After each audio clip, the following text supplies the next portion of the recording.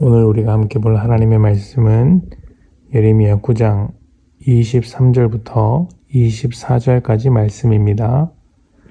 예레미야 9장 23절부터 24절까지 말씀 제가 봉독하겠습니다. 여호와께서 이와 같이 말씀하시되 지혜로운 자는 그의 지혜를 자랑하지 말라. 용사는 그의 용맹을 자랑하지 말라. 부자는 그의 부함을 자랑하지 말라.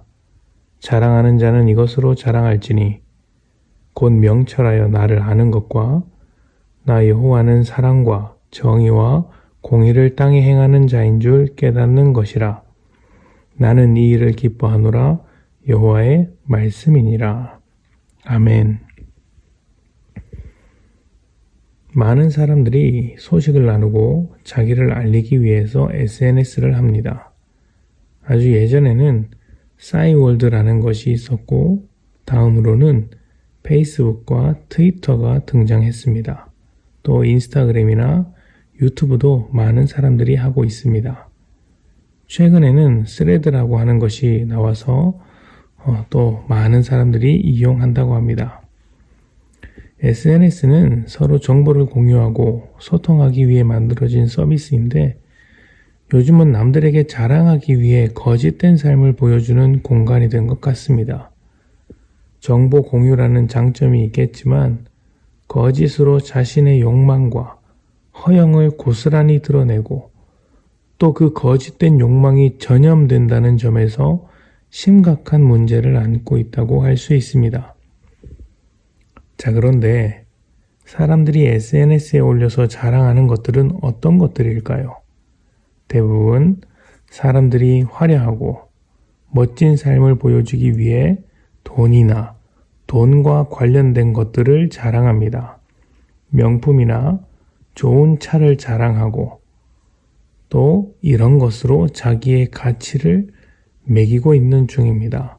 안타까운 것은 많은 사람들이 여기에 동조해서 돈으로 자신의 값어치를 매기고 있다는 것이죠.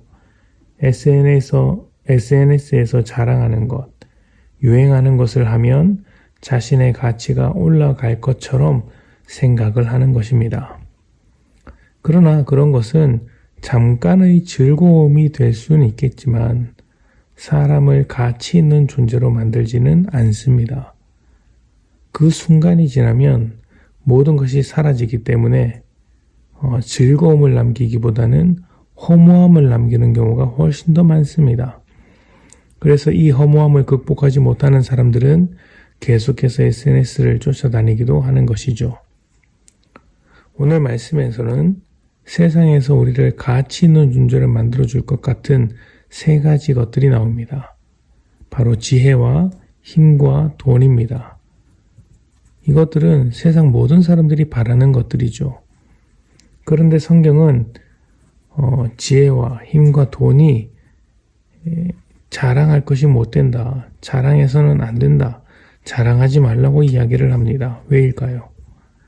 지혜와 힘과 돈이 있어도 죄를 해결하지 못하기 때문입니다.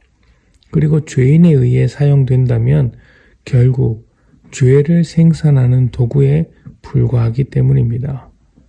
죄인의 지혜가 무엇을 만들겠습니까? 죄인이 힘을 가지면 그것을 어떻게 사용하겠습니까?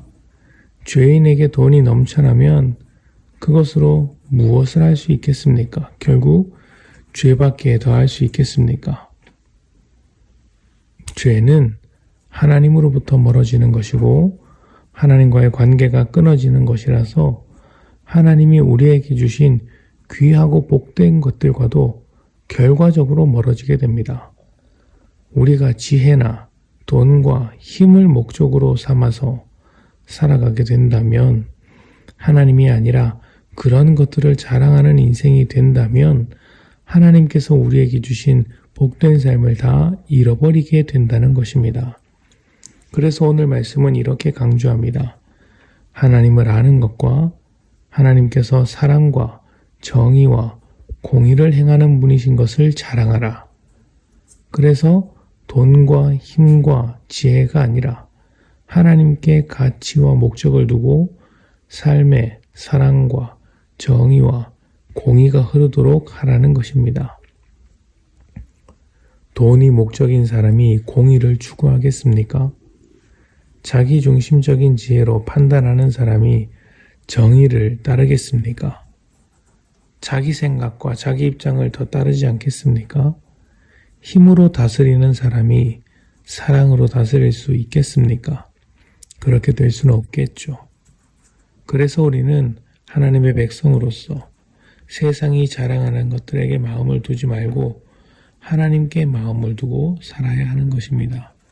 우리의 자랑은 하나님께 있는 것이죠. 오늘 여러분은 무엇을 자랑하시겠습니까?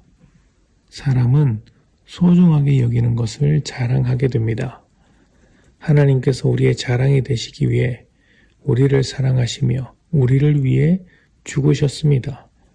그런 하나님을 소중하게 여기며 하나님 아는 것을 하나님 모르는 세상에게 자랑합시다. 우리의 자랑이 하나님께 큰 기쁨이 되며 세상이 하나님께로 돌아오는 첫걸음이 될 것입니다. 함께 기도합니다.